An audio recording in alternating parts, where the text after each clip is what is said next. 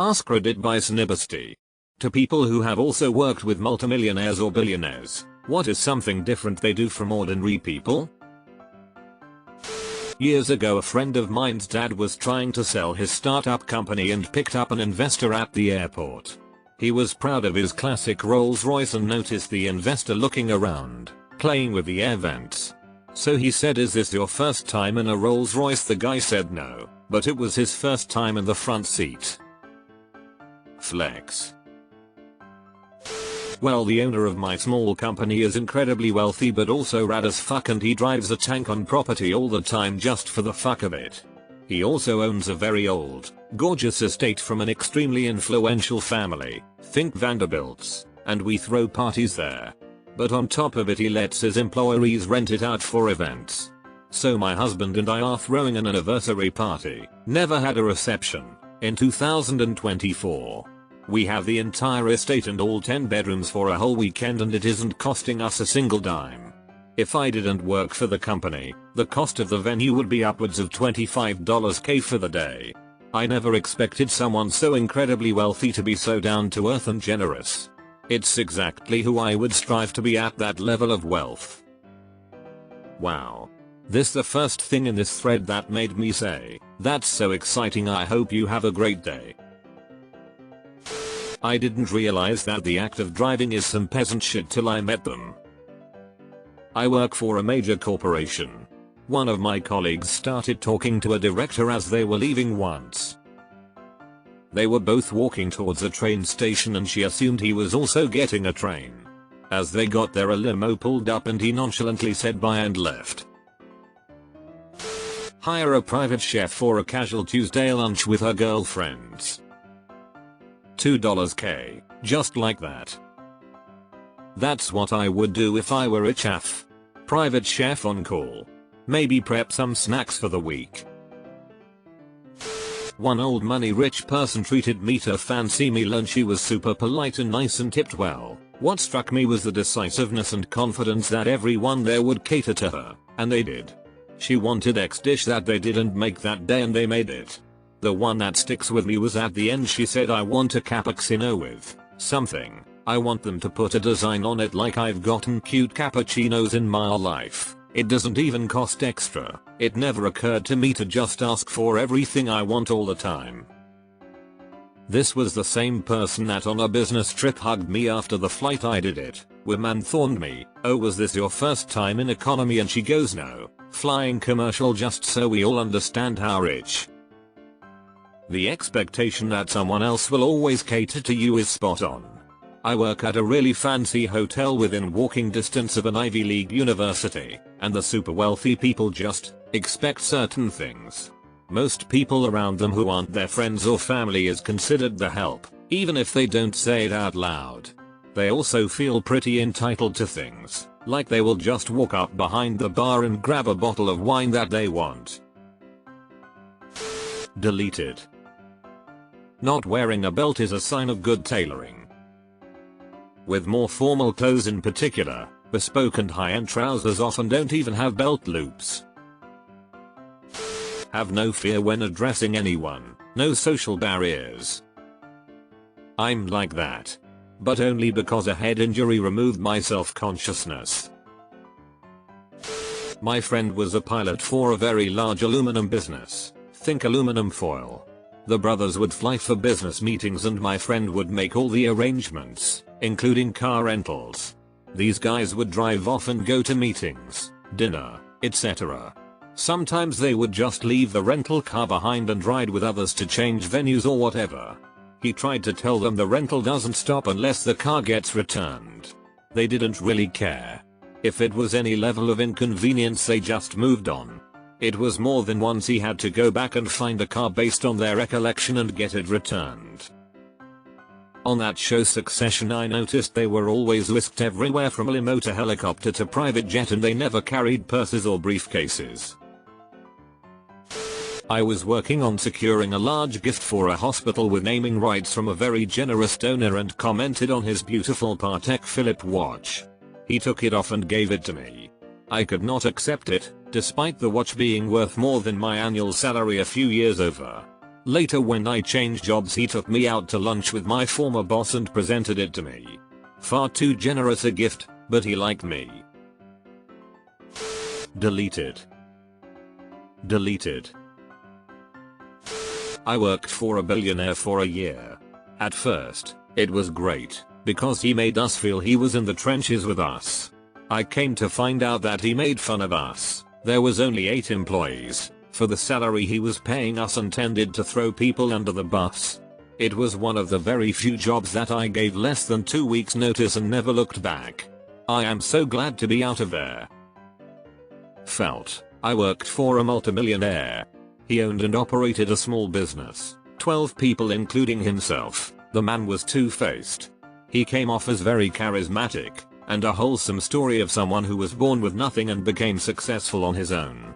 After working for a while I saw that the man was a sociopathic monster. He was completely out of touch and did not care about anything except profit. Only job I quit without notice.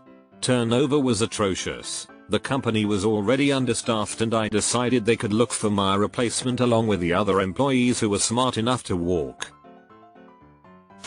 They view life through the lens of time, over essentially anything else. Time is their most valuable resource, and anything that saves them time or unnecessary effort is worth whatever the price. That makes sense. No amount of money or power in the world is going to make days have more than 24 hours. Time is the ultimate finite resource. I nannied for millionaires. It was new money and they had both grown up fairly blue collar. They were very down to earth, giving, and kind. Their children, however, had no rules, structure, or expectations inside of the house. Their previous nanny gave them whatever they wanted. That changed when I stepped in. I firmly believe kids need to know how to clean a bathroom, wash dishes, sweep a floor, and clean their rooms. Took about a year to get to that point, but I can rest easy knowing they're both currently in college and know how to clean the toilet. MRS. Doubtful? The way they get cash. Grew up in a very wealthy family who, though they had credit cards, never chose to use them. They also never had a debit card because they weren't really a thing in the 70s and 80s. My dad used cash almost exclusively. Our family offices were in a bank's high-rise and once a month my dad would get cash delivered up to his office from the bank by a security guard. It would come in a sealed clear plastic envelope with a sheet of paper certifying the amount delivered. If he was making a big purchase like a car, he would get that amount rounded up to the nearest thousand, and if I was lucky enough to be in the office at the time, I would get $100 for peeling off the excess cash from the stack.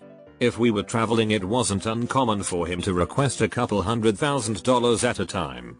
This would also come sealed in a clear bag, but the bank would send an assistant. Deleted. Please give me his contact information right away. I have an amazing investment opportunity for him that I'm sure he'd love to know about. Or something that you just noticed. I directly worked for 3 before. They were always busy. They valued time a lot. One of them is a celebrity. The other 2, who were former Wall Street bankers, were doing business trips from one country to another so frequently as if they were just traveling from one local city to another. This was pre-pandemic. My wife works with plastic surgeons, and we were just at the one's house for a holiday party on Friday. Almost 10,000 square ft house that used to belong to an NFL player. He owns his own plane that he flies to different offices for surgery that would be an hour drive. But even he was jealous of my co-worker who lives in a neighborhood with its own runway, because it would save him even more time. I do consulting for public companies and work directly with CEOs and board members, so they're all multimillionaires, but only a couple in the 3 Club. 1. There is no demarcation between personal and professional time.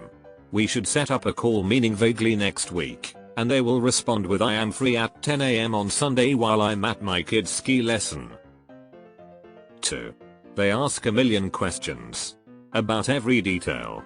This is the #1 personality trait I've noticed. The critical thinking is to the point where if you misspeak one word that is easily well understood, they will question you to be certain.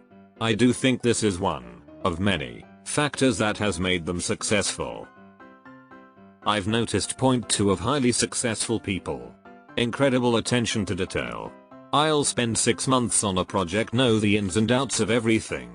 Within seconds they'll ask some very pointed question I had somehow never considered. I worked for a self-made billionaire. His father was a tradesman without the means to support his post-high school education. He was able to attend a prestigious university on a hockey scholarship. He graduated at the top of his class, later attaining his MBA from Harvard Business School, served in WWII, passed his CPA exam and went on to earn a law degree from Loyola. He founded a law firm and taught at law school in the mornings and evenings for 25 years. He established a multifaceted business, insurance, food and beverage distribution, car dealerships, with 40 wholly owned subsidiaries. Each year he would attend dozens of industry conventions and trade shows, often as the keynote speaker. While not speaking or transacting business, he would traipse the aisles of vendors. His obsession hobby was to visit the various booths, scooping up bag after bag of free stationery, pens, pencils, pad. One of my friends is going to be a billionaire soon. His father is dying and he's the sole heir to the family fortune. He already had access to it, but he chooses to live a middle-class life instead. It's important to him to teach his kids the value of hard work. So he's basically the exception. It's usually not the people that worked for the money that are the problem, it's their kids and those that inherit the wealth for having done nothing that are all screwed up. Glad to see your friend realizes this early. I worked as a nanny to an ultra-rich family and they were one of the nicest people I have met and treated everyone super kind. I was thankful they're not the almond type of mom and with the extra gentle parenting. They wanted me to discipline their kids and these kids never had an iPad when I was with them for 4 years as well. Some of the most well-behaved kids I've worked with. The parents were extra thankful and appreciative. Made me feel welcome and part of the family. They say, raise your kids and spoil your grandkids. Because if you spoil your kids, you'll be raising your grandkids. They aren't used to hearing why something can't be done. Like, it is inconceivable that you would explain the challenges associated with doing something, or any obstacles they might encounter. The attitude is very much okay, so what is it going to cost for that to not be a problem anymore? This is the number one trait I have seen that sometimes reveals the ultra wealthy. Normal people think about things in terms of cost, capital, people needed, skills, time, etc. Whereas the rich just want a clear path to it's done. They don't let failure worry them. They just reframe it, ignore it, learn from it, or otherwise move on with the next push. The self-doubt is very low if it exists at all. I feel they were wired differently. Confident in a pathological sense. And I mean that literally, as one of them was so confident that he refused to listen to anyone around him that cared. Let all the sycophants fill his life because they would go along with anything, including absurd drug use, and it ultimately killed him. Worth close to $1 billion at the time of his death. That one is an outlier, but the underlying concept of unstoppable belief in oneself is a common thread. I spend all day wondering if I'm getting it right. I don't think the people worth north of 10 million ever wondered about that at all. Worth keeping in mind that isn't sufficient. I know some big failures that also don't question themselves. They are just not good enough at anything for that to pay off. Oh, and delegation. Powerful people don't do all the work themselves. They get less ambitious geniuses to do it for them. And I don't even intend that as a put down, because convincing a bunch of people to work themselves silly for a vision is hard. Okay, the difference is old money vs new money. I was a field tech, in my 20s. I liked old money vs new money any day. Old money clients were wealthy for generations. When you compliment their amazing chandelier, they ask what brand you have, not knowing that not everyone can afford a $500 chandelier. New money came into money this generation and tended to be stingy and assume you're out to rob them. My OM clients tended to treat me very well, wanted additional services, and as long as I delivered what was on the invoice, we were golden. NM more often didn't want to pay, had to fight for payment, would nickel and dime each job repair. I had a guy argue I should source used parts for his computer builds because it would be cheaper, except I can't warranty a used part. I work with one, the owner of the social enterprise that employs me. Very driven, scrupulously fair, left-leaning. Works about 12-14 hours a day, plus another half day in dribs and drabs over the weekend, but doesn't expect staff to do the same. That's nice. I was installing a floor in this Texas castle and there was this guy who kept coming over to check out my work. I thought he was a laborer of some other trade, but he was friendly so we just kinda started talking about life and shit. I got to the point where I needed a hand to finish the install and when the guy got there to help, the same guy came around checking out our finishes and the guy helping me snapped up and started getting really attentive. When the guy walked away I asked him why he was tripping out and he told me that was the client. He was a billionaire and owned all of the property that your eyes could see. So one thing they do is go about their lives like a normal person. Had to reread to figure out who was who but I get it now. The billionaire was the first guy to help out. That's pretty cool. I work with lots. Most are very effective planners and start working at like 5 AM. They also just are detached from reality. For example, my direct boss I report to in 2023 bought both a house in Hawaii to make family vacations easier as well as a house near his alma mater so he could fly in for home football games and have a place to stay. He regularly goes to local steakhouse for lunch once a week and dropped $250 minus $300 on himself. Company policy maxes out $40 a day for business meals so he just pays for these personally. I can't fathom having a $12k your lunch budget. I knew one guy. Startup exit in early 30s and investments made him a 2-digit millionaire. And he honestly believes he doesn't deserve it. Startup to exit in 3 years. Anonymously donates to any charitable causes or events he can find, churches, soup kitchens, local groups. Doesn't want credit or be mentioned, where possible. Also became very wary, and rightly, of new friends and people asking for favors. Lives modestly, wears normal brands, keeps his LinkedIn active as freelance consultant and takes the audit project. Only vices are last-minute flights for weekends away and bringing close friends along and insisting they don't pay for hotels and flights. Knowing him, he'll donate most of it eventually. I know one billionaire very well, as in I have dinner or lunch twice a month with them. The first thing is that they absolutely work non-stop. It's constant, relentless and I have no idea how they do it in their mid-60s. They also travel all the time. Their schedule is insane. The second thing is something they told me. They said money is like a plant. It needs to be constantly nurtured and taken care of. I feel like it's always on their mind. This person's son would tell me that the business is the true firstborn, that he comes after.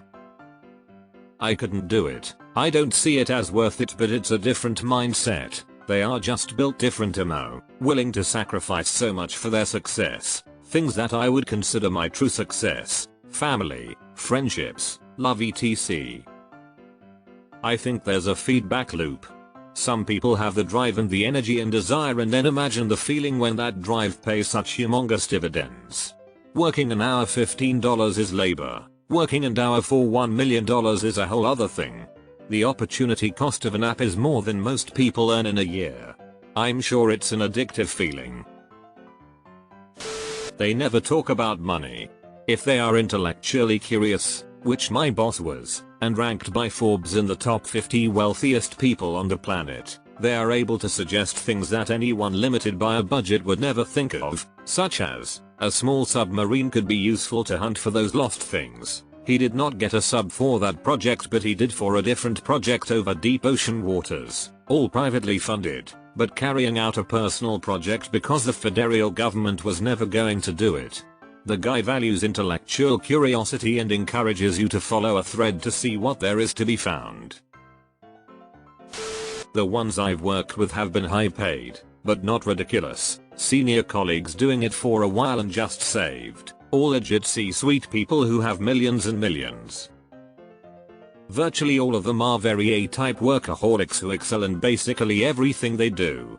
Most have uprooted for jobs across country or across the globe multiple times, career the top priority, etc. The senior colleagues doing it for a while are unmistakably A-type, but not all business but C-level folks are a whole different level bordering on scary.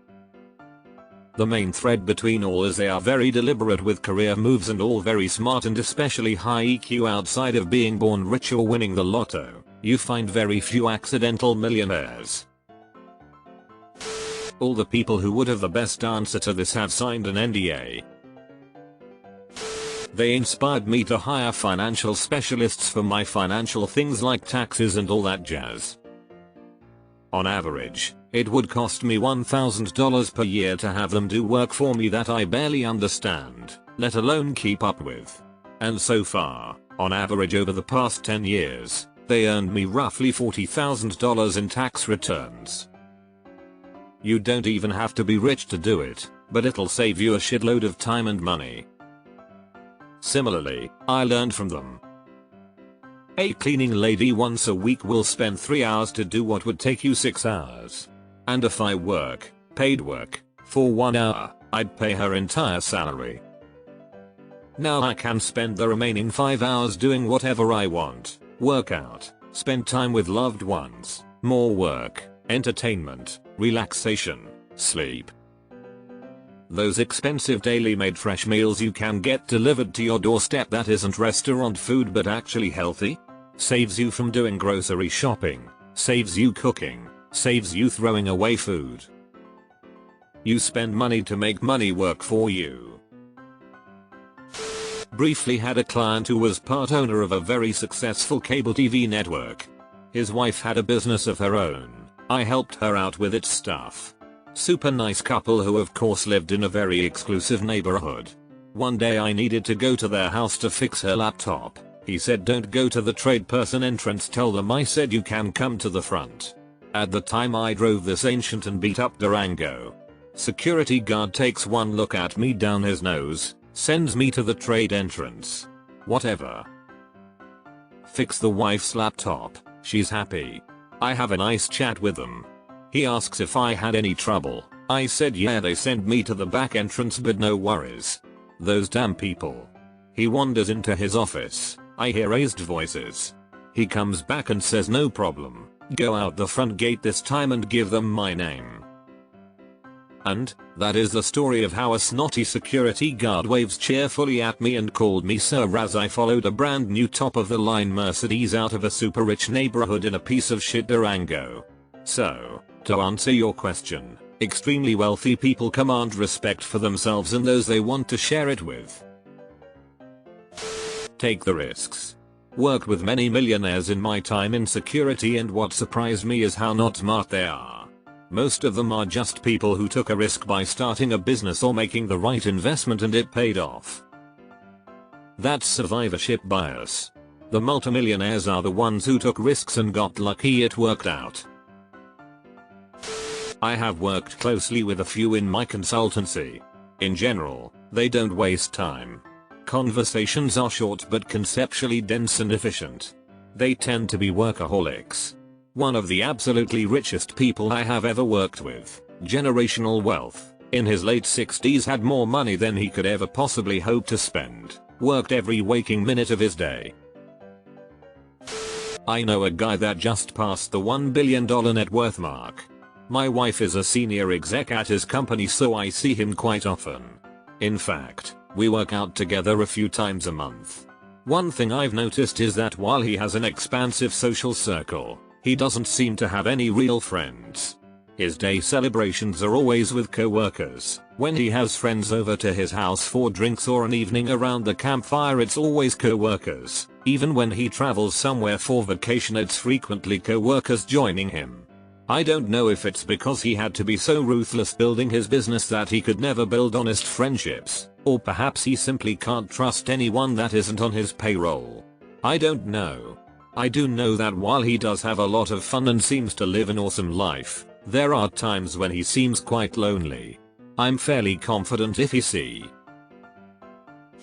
I worked for a man in China who had over $100 million USD, at least at that time. He was an economics professor at a major university in the 1980s and 1990s. Because of his knowledge of the economy, he knew the Chinese government wasn't kidding around or lying when it began to encourage businesses to grow and expand, offering generous loans for startups. He began several businesses, including large chains of stores and restaurants, and he ended up becoming hugely rich. He wasn't the only economic professor to catch on early to China's changing ways. They play the long game. They don't really think about what will happen short term as much. They ignore monthly costs but pay attention to costs over 5-10 years. Same with income. The short term is viewed as if they are on track for the long term. I noticed that people generally pay attention to the short term and totally ignore the long term, or just have a vague idea of it. People who aren't wealthy pay attention to security for the next paycheck and the monthly payments. Often make no new friends. They can't figure out if people are only hanging out and liking them for their money. I became friends with a billionaire who was in his mid-30s because I insisted I wanted to pay every time we went to dinner, but I would also get to choose the place to control costs. I explained it was because while I don't have money like him, I don't want to ever be accused of liking him for his money, and thought he was a good person. We have been friends for 2 decades. Great person. I know this. Work for a very high-end hospitality company. Think Succession but much more elegant Euro old money. I have lots of stories I can't share because I want to keep my job. But one overall billionaire and hawk millionaire belief is that the rules for regular people don't apply. Dining room, closed. Reopen for me. No flight scheduled? Get me one. I want to go on midnight scuba. Wake up instructor. Exhibit at museum closed. Set up it just for my family now. My favorite fruit not available in the entire country? Have it flown in.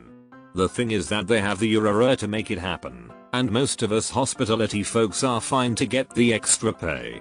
So the billionaires are factually right, rules don't apply. Not talking about inheritances, but every self-made millionaire I've worked with bet on themselves and was not afraid to do things they didn't know how to. A lot of this on here and it gets really contentious. Most self-made millionaires did bet in themselves, take risks and worked really hard. The thing about betting is that there is risk.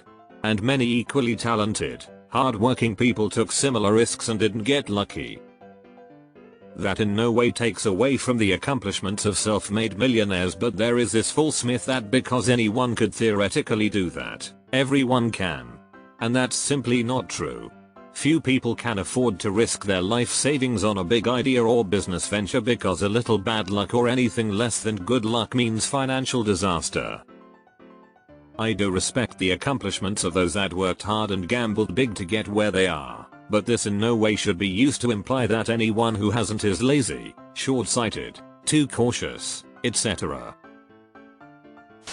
The kids of multimillionaires are closest to the portrayal of a wealthy son in the movie Talented Mr. Ripley, where they just love to have fun and once they tire of a place they head to a new location.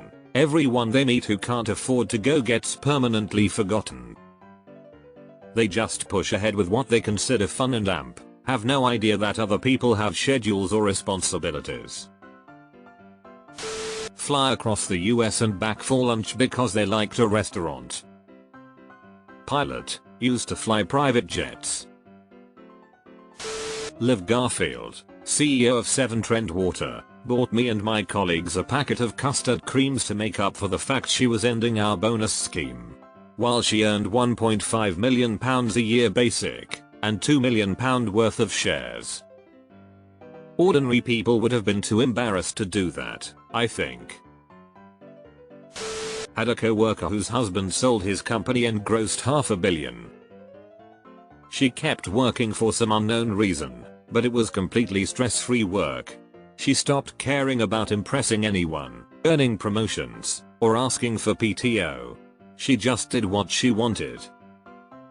She would notify that she was taking vacations the day of she and her husband would show up at the airport, pick a destination that sounded interesting, buy first-class tickets, book a suite and then buy all their clothes on arrival.